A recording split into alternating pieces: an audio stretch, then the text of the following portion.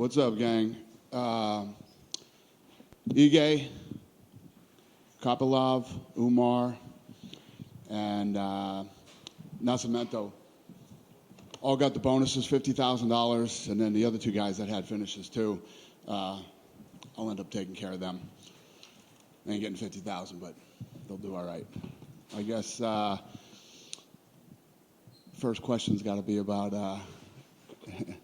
the heavyweight fight, so I guess I'll jump right into that. Yes, T-Mobile blew the fight. That wasn't supposed to go up, but it did. This is for the official heavyweight title. You know, we've been working on a new agreement with Francis for like 2 years now. And we had gotten to a point where, you know, he was going to fight John Jones, and many who believe, including me, that he's the best of all time, you know, for the heavyweight championship. And John Jones has been willing and ready and able to fight anybody. He didn't care who it was. Could have been anybody in the heavyweight division. He was ready to go. And Francis, we offered Francis a deal that would have made him the highest paid heavyweight in the history of the company. More than Lesnar, more than anybody. And he turned the deal down. So, you know, I don't know. You know, we get to this point where I've told you guys this before. If you don't want to be here, you don't have to be here. You know, I think Francis is in a place right now where he doesn't want to take a lot of risk. Feels like he's in a good position where he could fight lesser opponents and make more money. So we're gonna let him do that. We're gonna release him from his contract. We're gonna give up our right to match, and he can go wherever he wants and do whatever he wants. Yeah, that's where we're at. When was that decision made, Dana? I mean, how long have you known that this was going to be the case, that Francis was gone? Well, we've been negotiating with him for 2 years, you know, and there were a lot of different, you know, even now. I mean, the guy was just weighing over 300 pounds, just had knee surgery, hasn't really had a real training camp. And I think that probably has a lot to do with it as far as Francis is concerned, too. You know, he doesn't know what's going to happen with his knee, how his knee, you know, he's not getting younger. So, you know, I don't even think he would have been ready for March. So, you know, we can't continue to hold up the division and not come to an agreement with this guy. We did everything we could to try to make this fight happen and try to give him the fight, but, you know, he's got it in his head that there's bigger opportunities outside the UFC with, you know, lesser opponents. And did this just come down to a dollar figure? I mean, or was it like other things, like, no, I want a bigger portion of pay-per-view? No, I think that you're going to fight arguably the greatest fighter of all time. You'd be the highest paid heavyweight ever in UFC history. Or you think there's more money out there to fight somebody who isn't the greatest of all time, somebody who is a lesser opponent. I mean, you'll have to ask Francis that question, but in my opinion, that's what it is. Which isn't the first time that's happened here. It's not like this is something that's never happened before. There's been other guys that have come to us and said, you know, I don't want to compete at this level anymore. Did you get the feeling that he was negotiating in good faith, or just really didn't want to be here at all? I don't know. No, I mean, I doubt he'd just hang out for 2 years and continue to negotiate. And, you know, I don't know. I don't think he thought the John Jones fight would really happen. That's what I think. I think he didn't think that would really come to fruition, but it did. John Jones was literally ready to fight anybody. He didn't care who it was. And we could have done a fight with John back in, you know, October, November, December, and we kept, you know, we kept trying to get this deal done with Francis, and then finally it just, you know, we got to the realization that it wasn't going to happen. So last thing for me on that, so just to be clear, 100% free and clear, he could sign a contract with anybody in the world tomorrow, no matching, no counter, no nothing, he's just gone. 100%, and this is, you know, this is for the official heavyweight title. I was just going to ask you about that. I mean, not the fight we were expecting, but I think when people saw it, people did get pretty excited. What's your thoughts on, you know, Jones versus Gane? Yeah, I mean, listen, you have, you know, if you look at the fight with Francis and Cyril, it was a damn close fight. So there's no doubt that those two guys are the best heavyweights in the world. And for John to come out and face either one of them is exciting. It's fun. Did want to ask you about Sean Strickland tonight. Obviously, coming in, kind of saving the main event on short notice. What did you think of his performance? I mean, he's kind of an interesting character. He's a bad boy. Coming in and taking a fight on a week's notice is impressive. Yeah, it's awesome. You look great. Last thing for me, I guess I just want to ask kind of where you stand, the continued fallout of everything that's happened. Are you know, I'm sure you've seen the reaction or what everybody's saying. I mean, are you About what? about the New Year's Eve incident? Have you moved past it at this point? Do you feel like you're going to have to keep addressing this every time you're up here at the dais, or do you feel like I'll probably be addressing it for the rest of my life. You know, I mean, I just talked about it 2 days ago. Yeah. Dana White over here. Yeah. David Potter, good seeing you again. So what was your overall assessment of the entire evening? Is there any fighters that stood out to you at this fight night? The Kopylov-Puna fight was awesome. Awesome fight. I think Puna is so tough and durable and has a ton of heart, and Kopylov looked incredible tonight. I mean, you guys were out there. Every fucking jab that he landed was nasty. That inside leg kick to the calf was nasty. And then once he's got unbelievable killer instinct. Once he smelled blood in the water with that body shot, he just kept attacking the body until he finished the fight. Yeah. Incredible performance. And the John Jones fight versus Gane is actually fairly interesting. I mean, they bring up a fair amount of problems to each other. What's your personal assessment on that fight? Yeah, I agree. You know, both incredibly talented guys. Cyril Gane is a heavyweight that moves like a middleweight. He's got a really well-rounded game, and you know, John Jones is the best to ever do it, in my opinion. So you couldn't ask for a better fight. Congratulations on another great evening. Thank you. Appreciate it. Dana, going on the John Jones is the best ever in your opinion, do you think if he comes back after 3 years away and wins a title in another division, there's no denying to anyone that he's probably the greatest? Yeah, I mean, I'm a big believer in ring rust. I mean, Ali took 3 years off and didn't look the same when he came back. We'll see what happens with John. One of the things that you know, John has put the weight on naturally, though. He didn't do it overnight. It's taken a long time, and he's ready to roll. He's excited to fight, so we'll see what happens. With the T-Mobile thing, how does that happen? Like, how did they put that up early? Who made the mistake there? Well, you got to blame, you know, my team internally too, and T-Mobile. I don't know what was said. You know, I was very, very pissed off a few hours ago, and I'm over it now. I was going to say, do you still get pissed off about that stuff, or does it just like... Yeah, no, I still get pissed, yeah. I was very pissed off. I'm just curious, what's happening with Stipe Miocic? There was always this talk of him versus John, and obviously John's fighting Cyril. Where's Stipe? Is he retired? Yeah, Stipe's still obviously very much in the mix, and but he's going through some stuff right now that he's dealing with. The timing just didn't work for him. You mentioned Francis wants to go fight lower opponents. Are you expecting him to sign with another MMA organization, or do you think he might try and go box? What do you? Who? Francis? I have no clue. I have no clue. Listen, whatever he decides to do, it's been fun while he's been here. I wish him the best. It's all good. I know you guys always think you can get these deals across the line, but were you particularly surprised that Francis just didn't seem to want to stick around? Were you surprised as you were negotiating with him, like, man, this guy just doesn't seem to want to be here? I don't know. You know, it happens. He's the second guy that we couldn't come to a deal with. You know what I mean? Now it's him and Fedor. So, you know, we did everything we could to get him to take the deal. I think Hunter went to 350 dinners with him. You know, did what we could do, and it just didn't work out. Everyone always talks about the Fedor offer on this mystery island or whatever. Who would have got the better deal, Francis or Fedor? Did what? Who would have got the better deal from you, Fedor or Francis? That's funny. That's a good question. Yeah, it would probably have to be Francis. I mean, the deal that was being offered to Francis would have made him the highest paid guy in heavyweight history. And when you think about Brock Lesnar, guy did 1 million buys every time he fought. So, big number, big money.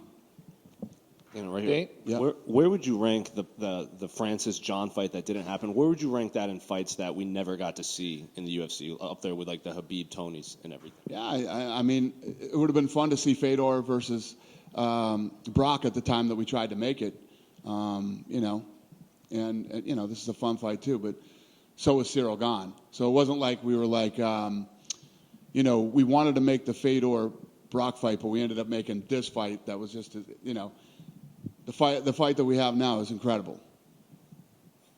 Dana, what was it that Francis wanted above and beyond? I mean, you offered him more than any other fighter would. Yeah, well, like I said, what I think he wanted is I think that he's, this guy's worked hard, and he feels like he's in a position right now to fight lesser competition for more money. I think he doesn't want to take the risk. You're going in against John Jones, the best of all time. And at the end of the day, there's nothing wrong with that. He can do that. Just not what we do here. It's not what we do here. The best fight the best here. There's plenty of places where you can go do that, and that's where he'll end up. He'll end up somewhere where somebody will, throw some money at him, and he's going to fight fights that he thinks he can win. Would he have taken that deal if he didn't have to fight John Jones? Was he picking? I don't know. That's a good question. Was it a requirement for John Jones to fight for the title for his debut at heavyweight? No, this is what John wanted. John's been talking about this forever. So this wasn't our thing. This was a John thing. I mean, but Jones would have came in even at heavyweight. No, John was willing to fight anybody. He was willing to fight anybody. So you're asking me, would he only fight heavyweight for the title? No. He was willing to fight anybody. He didn't care. He literally didn't care who it was on the roster, and not for the title. He was willing to fight anybody. And then it seemed like we thought that John was going to come back in December and fight Ngannou. Did John Jones agree to fight Ngannou at that time when everybody thought that was? Oh, 100%. John Jones wanted to fight Ngannou. You guys are going to have plenty of opportunity to talk to John, and John's very confident that he would have ripped through Francis Ngannou. That's how he feels. That was a easy fight for him. Have you had a peek at how John looks at that weight, at the heavyweight? No, I haven't seen him. No. Just his face in interviews.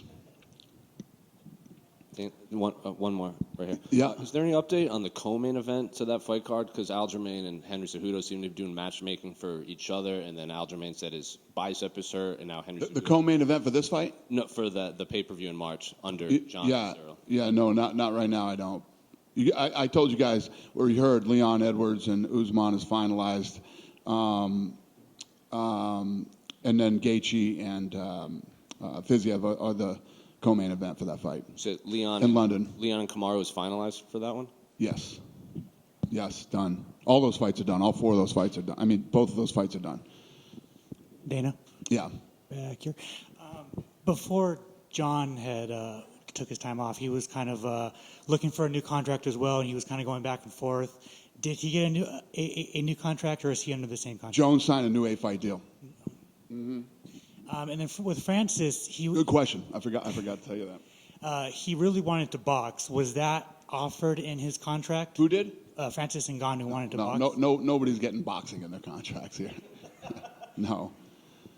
And then, are you guys going to New York in April? Probably.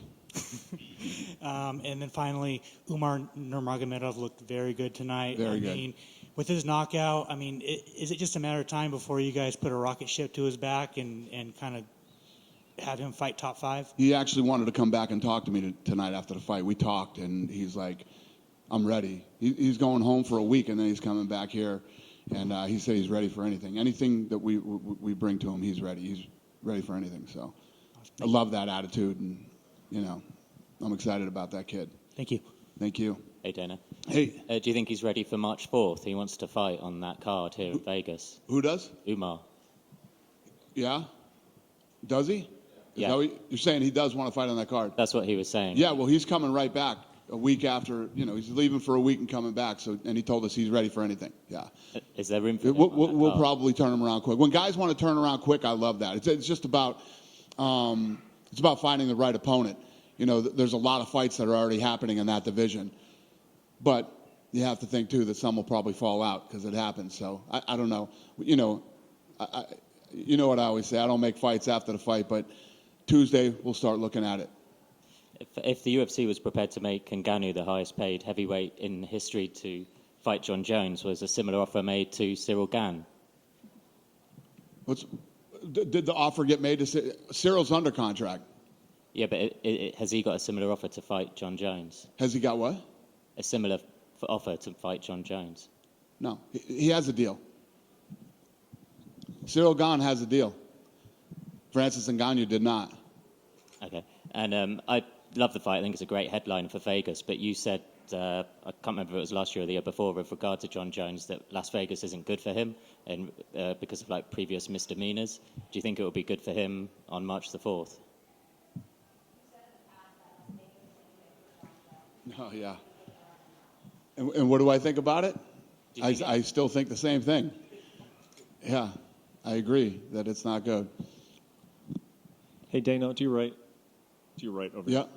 I guess looking back on the whole Francis situation, do you have any regret, or do you feel like this was kind of always how it was going to end, regardless of any kind of decision? No, I didn't think this is how it was going to end. I thought we'd eventually come to a deal with him, but we didn't.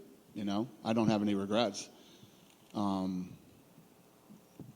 Hunter might, but I don't. This week is Slap. I guess, how are you feeling 4 days out?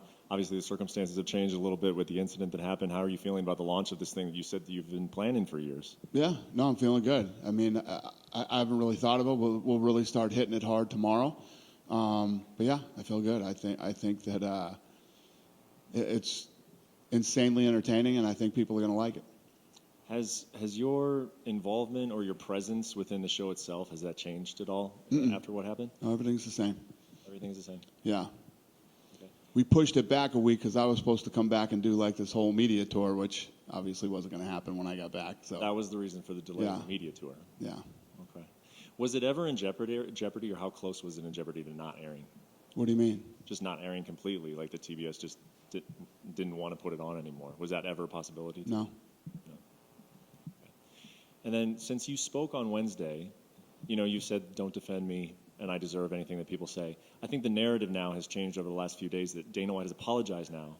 But the main criticism is that he didn't face any professional repercussions. And you did speak on that on Wednesday, but now I want to ask you, since you've had a few days now, and that's sort of been the big takeaway, that what message does that send about domestic violence, that a president of a company would get away? And you're talking about repercussions in your personal life, but people are talking about repercussions in a professional life. Is there any thoughts that you have? Or The only thing that matters is my personal life. What else is there? Well, I think the people who are Who talking what? about it, the narrative, say that Yeah. there has to be there should be some professional consequence. Okay, so what should it be? No one seems to really have an opinion on that. They just. I hear you. So my final question is: had Endeavor came to you and said, "Hey, we do think that you should that we need you to step away for 30 days, 45 days, 6 months, whatever it was," what would your reaction have been to that? Had Endeavor asked that? I told you I was going to leave in 2016 with the sale. Could have sat out during COVID. What should my punishment be? Yeah. I guess. And you say there's going to be repercussions in your personal life, but none in your professional life. But what matters other than my personal life? Nothing. Nothing matters except for my personal life.